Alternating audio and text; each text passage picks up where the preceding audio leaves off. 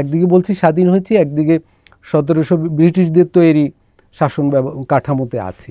এই দুই সংকটের পাশাপাশি দেখলাম নতুন একটা সংকট তৈরি হয়েছে, সমাজের এক ধরনের দক্ষিণপন্থী মূল্যবোধের বিস্তার।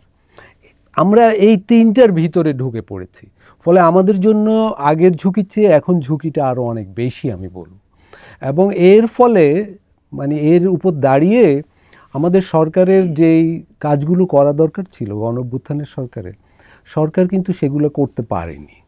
এইটা এখন আমাদের এই সরকার আমাদেরই সরকার, এটা জনপ্রিয় সরকার এবং বৈধ সরকার, কিন্তু বাস্তবতা হলো এটা গণঅভ্যুত্থানের যে সরকার ছিল সেই উপলব্ধির ঘাটতি সরকারের মধ্যেই দেখা গেছে।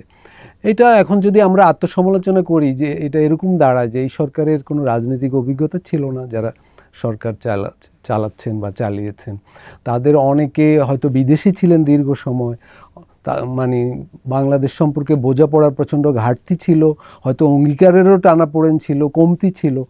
ফলে যেই প্রত্যাশাগুলো ছিল যে ছোট ছোট অনেক ধরনের কাজ ওনারা করতে পারতেন যেগুলো মিলে একটা বড় পরিবর্তন দানা বাঁধত, সেই কাজটা হয়নি।